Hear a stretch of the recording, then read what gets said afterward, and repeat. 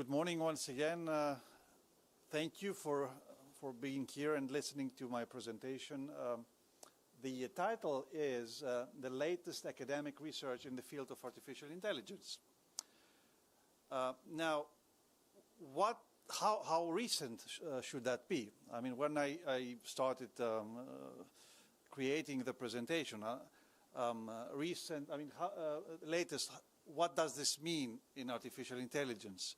The past 2 years, the past 2 months, the past 2 days. So this is not just a rhetorical scheme or discussion. Things move very fast. And indeed, there are a lot of things happening and have happened in the few months before this very conference. So what I'm going to talk about, most of these things are not older than a few years, because I'm not going only to speak about specific technologies that might change in a matter of weeks or months or the next year.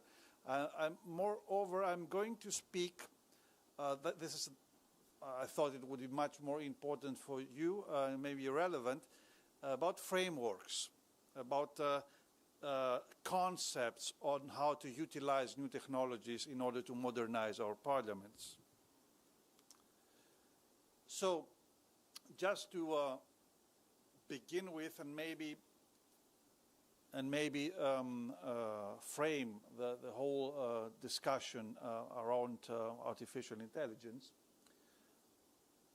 it is at hand. We see it every day that the development of these technologies, the trend is there. It's not something that it's artificial, made up. There is a trend for integrating these technologies into governance. And we also see it in parliaments around the globe very frequently. I will talk about this later. And what it happens when you have these new technologies that have a lot of capabilities, but of course challenges, it is that when you try to put them into systems, traditional systems like parliaments, there are some inertial powers. So this is because our institutions are very traditional organizations. They don't like change very much. Of course, this does not apply to any parliament. I know some parliaments that are quite innovative, but I would say, by experience, that most of the parliaments are rather conservative. That's a general observation. So, and we know this from the past. I mean, we did not fell from the sky. We're not from Mars. We live here in societies. We experience change over decades, and we are long enough around to know how to roughly deal with the new stuff. There are some people around us that have been around in the 70s or the 80s, and they have seen the emergence of the personal computer, what it did to the organizations, how it changed the way they function, and so on. So when having a new technology, a new kid on the block, just as artificial intelligence, I'm not that sure that we have to reinvent the wheel on how to deal with that, because we have dealt with change before, and some of you have already dealt with such changes. Maybe with other technologies, maybe with blockchain. Maybe you worked with entering the internet into the organization and related tools. So it's not like we need to start from the beginning. And maybe these kind of concepts that have been applied in the past, some successfully, some less, maybe we have to see them, review them over again, in order to help us also with artificial intelligence, which we said already, and you might already know, that it is not one thing. So this artificial intelligence is not just one thing. several things and concepts and notions that hide behind this superficial term. So what I'm going to do today is, in this presentation, is to indicate some trends. I'm going to speak about artificial intelligence in parliaments, not general about artificial intelligence. I'm going to speak about, again, about frameworks. So frameworks are constructs, artificial constructs, or maybe concepts, if you wish, that embed approaches to deal with these technologies. And then I will, based on experiences, on lessons learned, I will try to highlight and indicate some things that did work in parliaments around the globe when introducing these technologies, and maybe some approaches that did not work.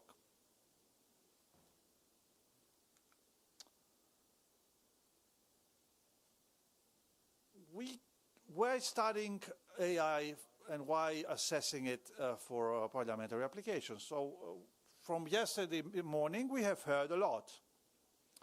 But let me maybe, for the sake of framing the discussion, repeat that once again. So we know that societies grow. We live on a planet with, I don't know, 7.5, 8 billion people. So societies grow. Societies' needs constantly adapt. And parliaments are at the center, and they need also to support all these changes. One way to deal with that is innovation. And innovation, of course, we know that also from theory, has technology dimension and a non-technological dimension. So what we know from theory is, of course, that it's not enough to have tools. No, it's not. You need also to have the framework to use them. And of course, you need to have the political will to apply these tools. But parliaments are not random organizations. I used to say, I didn't make this up, this analogy I'm going to use. I have heard this elsewhere, but I used to use it frequently. So when a company, a private entity, let's say introduces some new concept, some new tool, based on a board's decision, and this new approach does not go well for various reasons. It might be that the company defaults, and it's the end of the story. But for parliaments, that cannot be the end of the story. So the parliament does not close down, and we start a new parliament. Of course, we have elections, but it's not like the organization is dissolved and we begin from the start. So we cannot afford to make a lot of mistakes there. So how do you limit mistakes? This is what the basic idea of my talk. The basic idea is to study to introduce frameworks, to study use cases, to see mistakes or good practices that others did, and try to reflect individually, because there are no two parliaments in the world, regardless the level, subnational, supranational, national, there are not two parliaments that are exactly the same. Every parliament, like it's an individual, it's a live organization. It is unlikely that you can copy-paste any solution from elsewhere. I'm not talking about code. Of course, you can download code and from GitHub or any repository and use it for your tools. I'm not talking about this. I'm talking about the solution. And as I said earlier, artificial intelligence, or maybe any complex system, if you wish, it's not only a digital tool.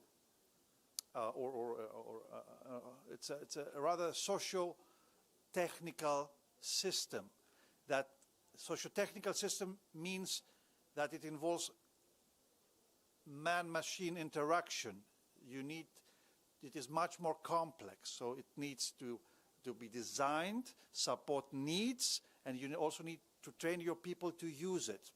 If you neglect any of these aspects, it won't work.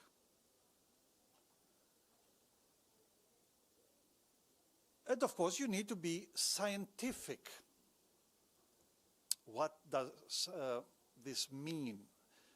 Well, the use of scientific elements in any study means to have a structured approach, make educational guesses, set your goals, and try to approximate them.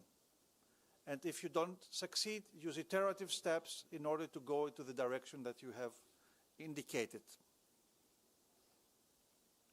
And because it's a political organization, well, this approach needs to be political. It has to have the stamp of the leadership and of the political representatives.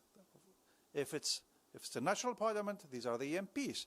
If it's a subnational, it's the MPs at the regional level. So I cannot imagine any serious system being implemented without having the stamp and the approval of the political representation. That would be wrong. So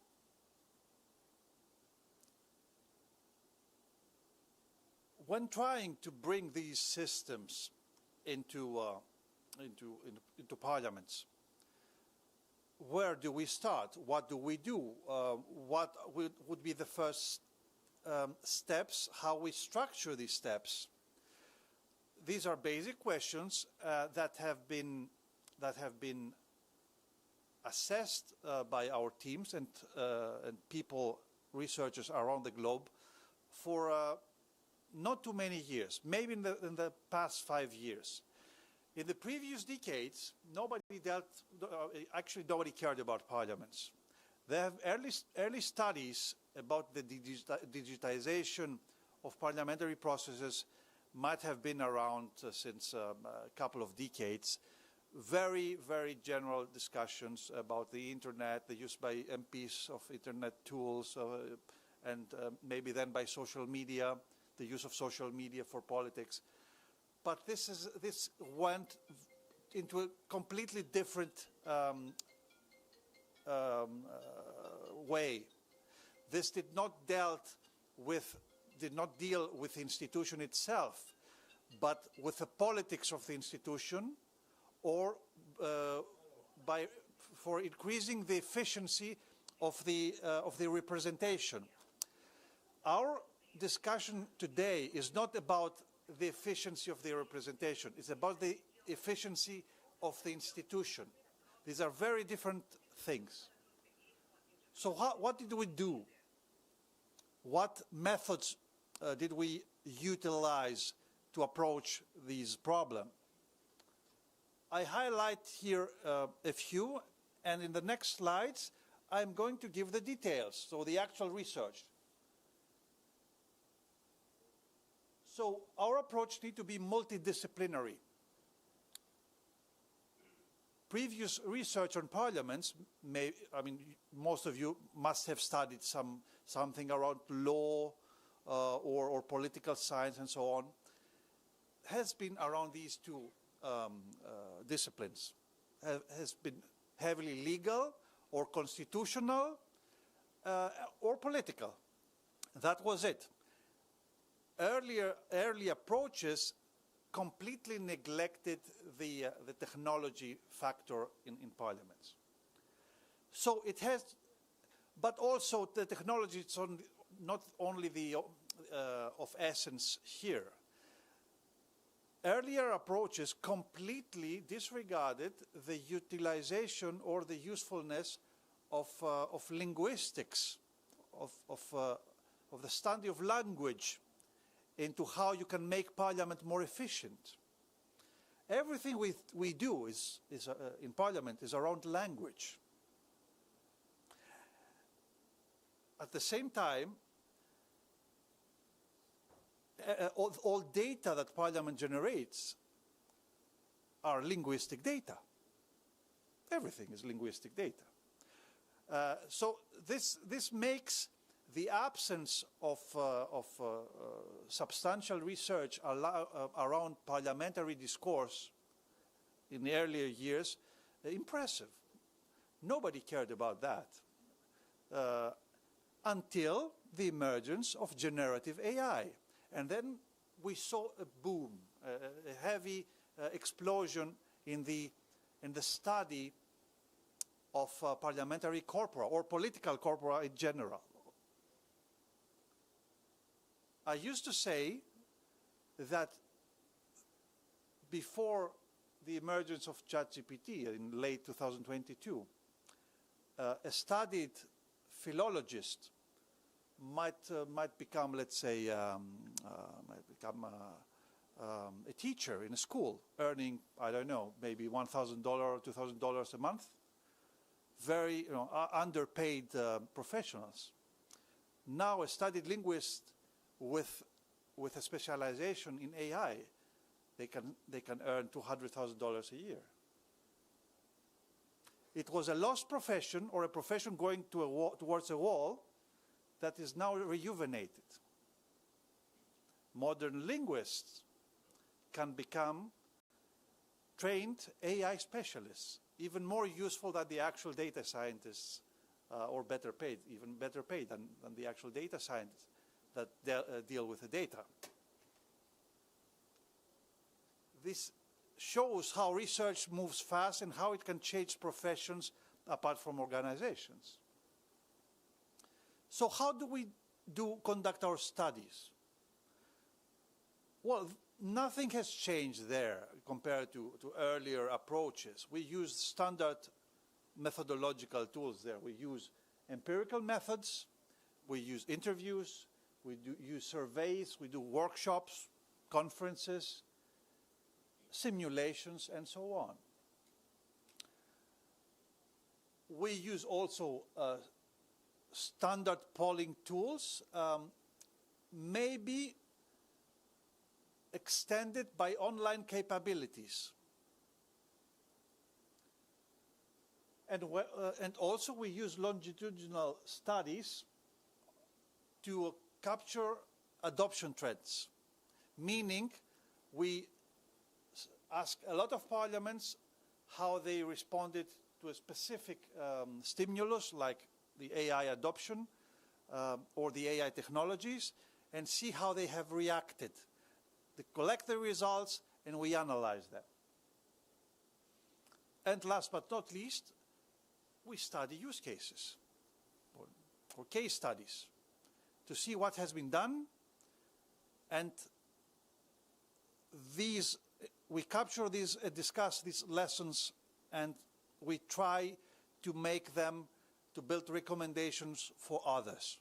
Whether they are useful or not, this is for other parties to decide. But it is useful to have them in order to judge whether they can be useful or not.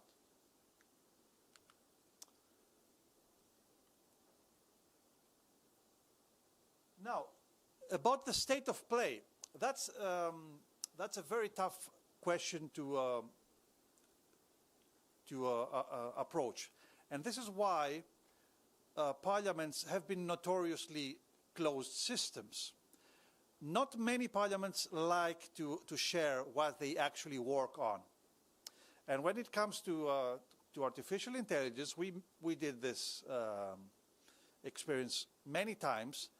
I get to colleagues that I know very well, and I ask them about, so what do you do right now? And they might respond at the same time saying, look, that's confidential information. I can't share this. It does not, since it hasn't been shared by our speaker, this is still confidential. So we do have information, a lot of information, but we cannot share it.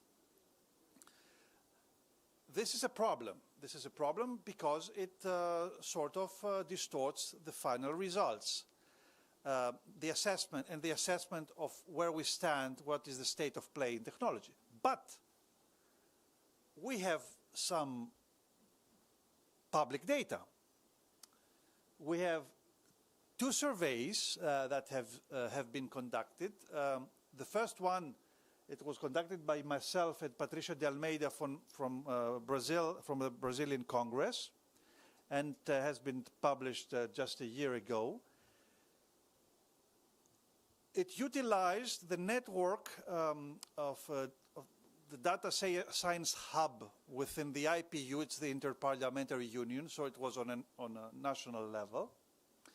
And we figured out that in the end of 2022, there were 39 use cases of parliamentary application of artificial intelligence. 39.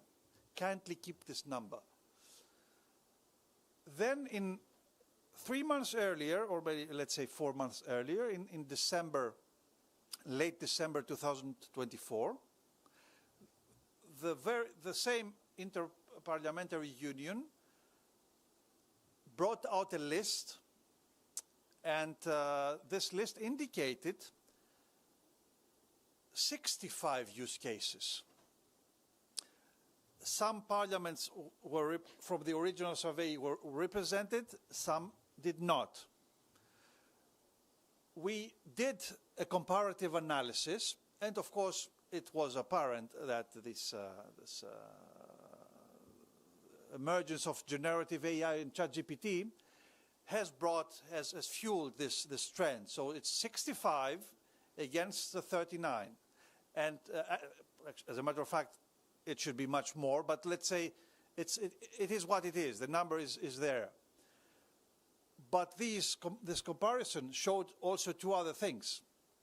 It showed a difference, a qualitative difference in the nature of tools that parliaments use. What does this mean? It means that the first tools that were captured in late 2022, please recall that this was before the emergence of generative AI, so late 2022. These tools were trying to deal with more basic, if you wish, tasks in Parliament. So speech to text, automation of transcription, which every Parliament does, by the way. Digitization of text, of proceedings, and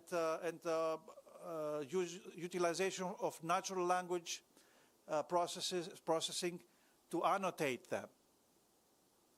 You don't need generative AI for this. So basic applications were already there 2 years ago. When we go now in recent times, in recent months, we see that parliaments try to automate more complex applications. They utilize classifiers, so they classify documents. They compare documents, legislative documents. They try to draft documents. Now, do they actually draft laws?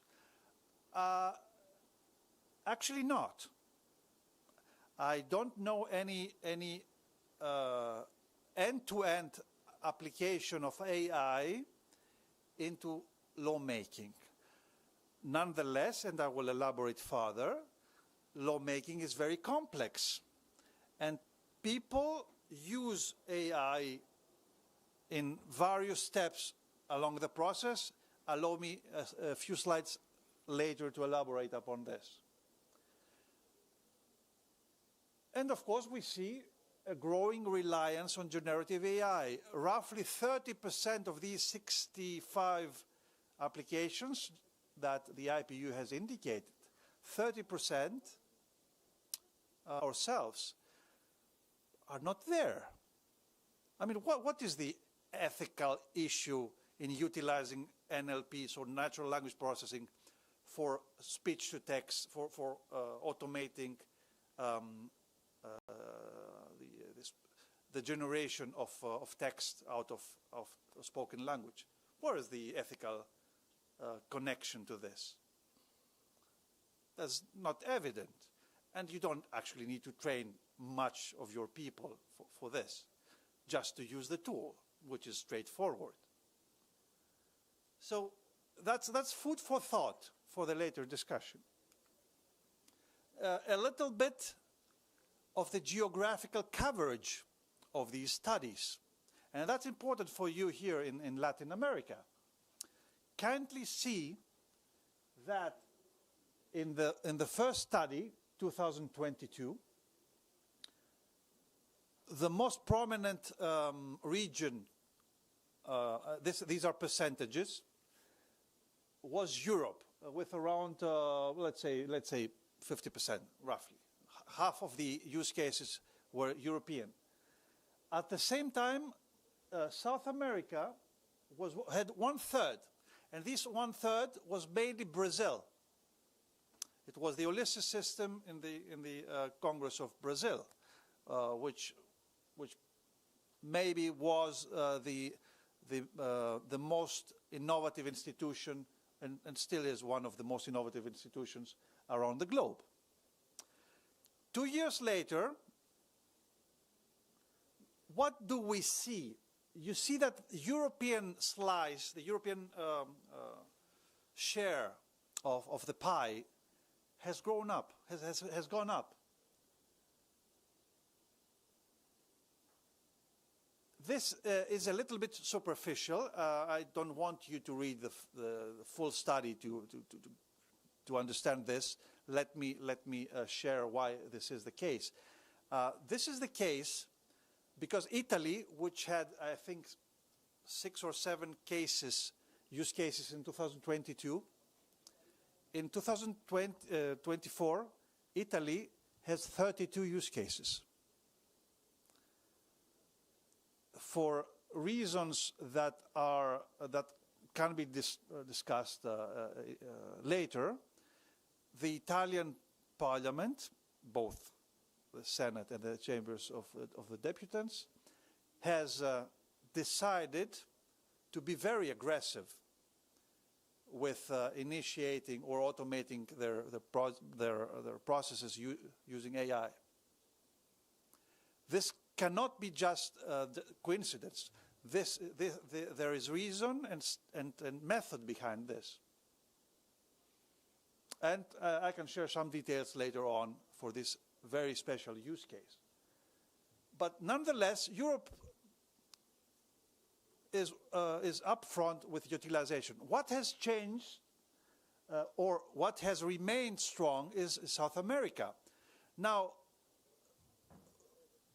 since the slice remains roughly similar, the percentage, who's the game changer? Also, who's the additional player that entered alongside Brazil? It's Chile.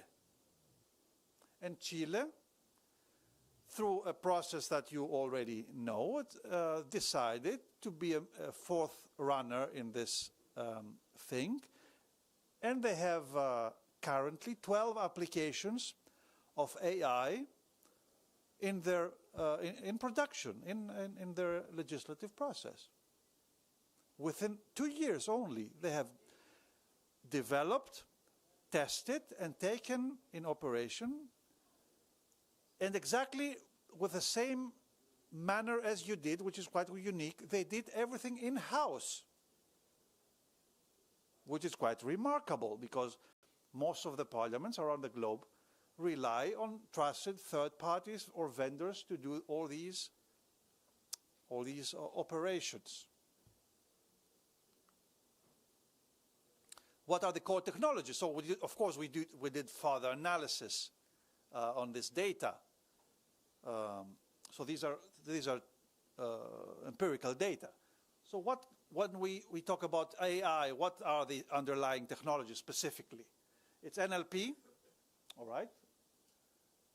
That can be used, for instance, for multilingual translations, so speech to text, for instance, many other things, of course, as well. It's machine learning. You can use this for predictive models, so based on certain data set to predict some future behaviors.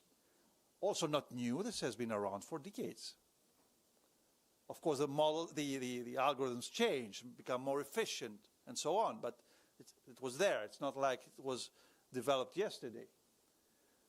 Then there are classification and summarization algorithms. There are conversational agents like chatbots. You know what this is. And then there's generative AI, like the tools that were mentioned several times.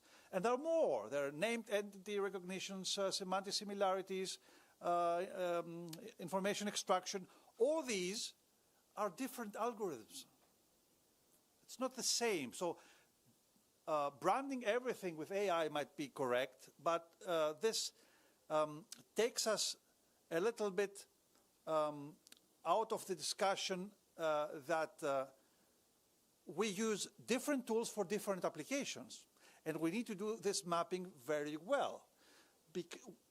But why is that? Because, as indicated earlier, why using generative AI on everything where there are multiple other tools that can do it better and much cheaper and maybe more efficient?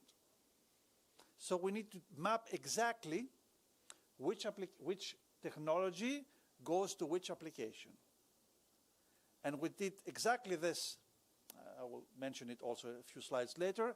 We did exactly this for the European Commission, that we were very fortunate to run a study for the use of artificial intelligence in lawmaking. Of course, technologies are important, but as we said, it's not only technology that we have to deal with. We will have to use technology within a certain environment, the Parliament, under certain boundary conditions. And these boundary conditions are legal or other operational frameworks. And these kind of frameworks are started to be developing and are starting to be to get into operation in the last few years. Maybe the two most important ones. I mean, there are several. Sean mentioned that in Oregon you put forth some legislation for the regulation of AI. Maybe the more high level that I know at least is the Framework Convention of the Council of Europe. This Framework Convention is the first ever convention, so it's an international treaty on AI, human rights, democracy, and the rule of law. But it's a treaty. In order for it to enter in force, a country has to ratify it. And there's a great, from their side now, there's a great effort for more and more countries to join this treaty, to ratify it through their parliaments. In Europe, we have the AI Act, the Artificial Intelligence Act. This is a very important piece of legislation that is still not in operation, but it has been enacted formally. This introduced the concept of risk levels in AI system. However, when we talk about parliaments, I mean, you can argue that every system in parliament is high risk, more or less. But okay, let's not do this discussion now. What is high risk, what is low risk? But this, for us, if I try to enter a system in the Hellenic Parliament, this would mean that I have to check if what I do is compatible with the AI Act. And the same applies to you. When the assembly here, the local assembly, tries to enter any system, probably will have to change if there's any national rule or regulation that complies with or not. Then there are the guidelines, and one set of guidelines is this one that we developed with our team, the first guidelines that have been put in place. And we have translated with the help of João Lima from the Brazilian Congress in Portuguese. So you can Google that, you can find it in Portuguese. And other languages as well, Spanish,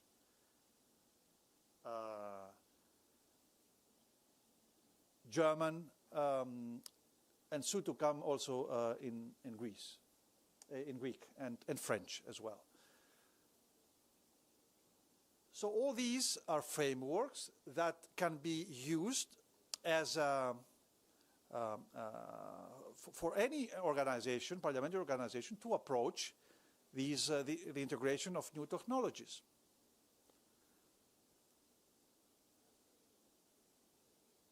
I will move forward. This is the guidelines. Now, as mentioned earlier through our earlier panel, maybe this is, even these frameworks might not be enough, and you need to be more concise. Maybe it's not helping that you have a very broad framework, and then you need to work yourselves through this and make studies on how it could be utilized or not. Maybe you need to be more to the point, straightforward. And this is why we introduced these, what I said, these 5 steps of strategic integration of AI in parliaments. And I repeat, it's about strategy making, it's about prioritization, it's about implementation, it's about education, it's about governance. Or if you turn this upside down, maybe governance is even the most important thing of all.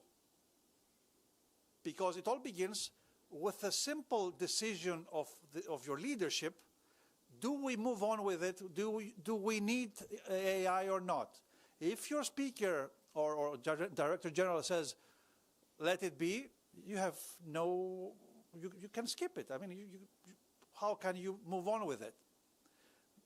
Maybe governance is the #1 step. And of course, because parliaments are there to represent the people through their elected representatives, maybe you also need to ask the people about this. So it's a decision that needs to be made. But I work in a parliament. I don't, well, I'm not getting paid to take these kind of decisions. But if I get the direction, I will implement this direction.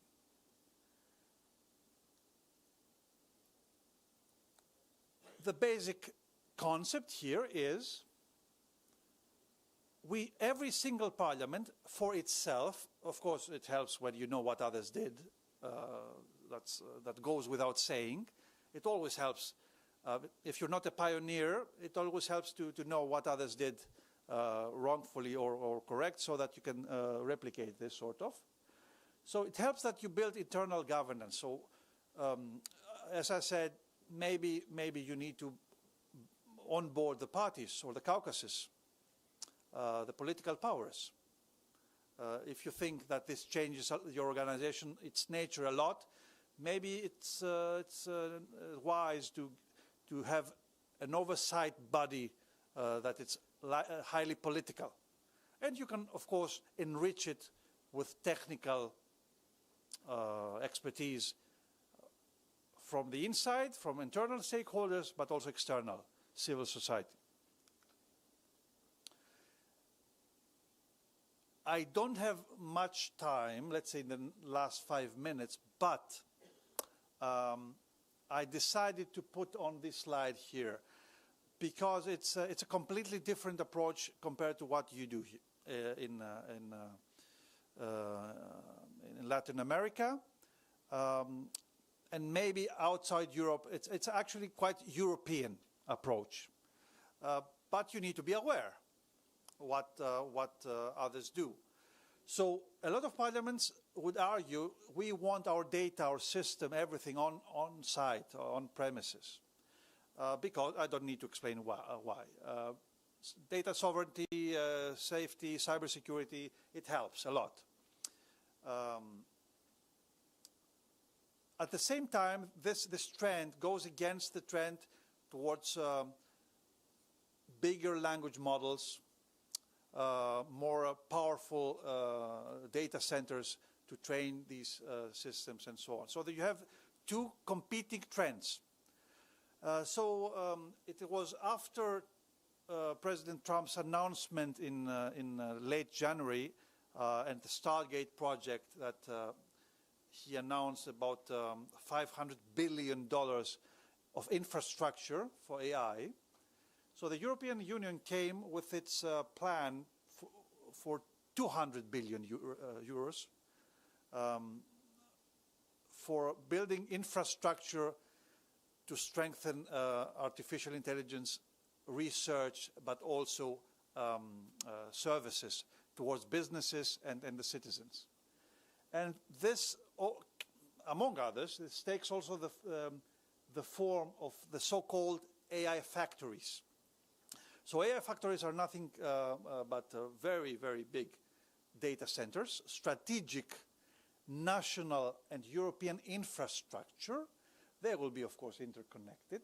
And one of them, one of the first 7, will be built, is currently being built in outside Athens. So the strategic perspective here is that the Hellenic Parliament, it's my parliament, as the first parliament in the world, at least the one that we know, took the strategic decision to link its AI development with the National AI Factory.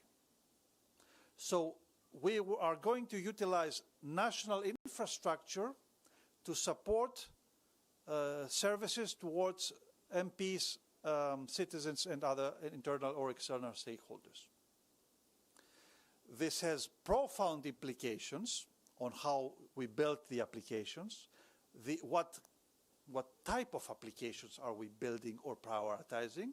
Currently we call the 5 steps. Who is supervising? I mean, this is not in our own parliamentary infrastructure. So you can't only have a supervision that's only eternal. You have to have people from the AI factory or the government. This is governmental infrastructure. So you need to cooperate with the government. And I don't know how it is here in Rio Grande, but usually parliaments don't like to cooperate with other branches of government, usually. So this is an approach that we did. It was a strategic decision, and the next years will show if this pays off. Well, if we go now into the, I like to talk about the challenges, but if we start with the ethical concerns, or it will deviate a little bit from our goal, which is to show the directions of research currently. Obviously, there are concerns. I don't want to get them out of the equation. We have data privacy issues. We have deep fakes. I mean, we have MPs and data, and it's not good if you have third parties, non-trusted third parties, can play with that and produce fake news that can alter political discussion. All these have obvious cybersecurity implications, and our feeling is that the discussion is not getting enough towards cybersecurity issues. And then we have design and implementation issues. So now we talked about high level, about frameworks, we did some discussion about the nature of the tools. How are we going to link them to the actual legacy systems? So these are things that we debated. I'm getting it back in this very interesting publication that we did for the European Commission. It's public. That's one good thing working with the European Commission. Everything it does, or most of the things it does, you have to put that on a public repository. It's about AI, the usage of AI in lawmaking. And of course, they asked us, well, great, very interesting results. How are we going to implement it? So what we did is exactly, we built a framework, an integration framework for these technologies. As I said, it's not one technology. To integrate it in legacy systems. Oh, this is not what I wanted to show. The slide is missing. It's in the updated presentation that I did not share. Sorry about this. We also built an actual integration framework that links AI modules to the actual legacy systems. And it does so by using APIs and in an intelligent way via software bots and so on. This is a rather old approach for a newly made problem or a newly emerged problem. Last but not least, there are very few organizations, and I'm closing my presentation with that can do all this by themselves. It's quite remarkable that your organization did that. Most of the organizations are likely to rely on collaborative schemes with academia, with civil society, with trusted vendors, in order to implement all these issues, all these tools. For the high level, for the national parliaments, there's still the APU and its hubs that can function as a relay of information. For the subnational parliaments, as Louis pointed out several times, there's not such things. So you have to figure out how to cooperate with your peers. Maybe within Brazil there are such, but I mean, how can you communicate with some other subnational parliaments elsewhere? It's very difficult. So these kind of aspects have not been elucidated well enough yet, and maybe this is food for thought for follow-up studies. And with that, I would like to close and thank you for your patience, and I'm standing by for any questions you might have. Thank you.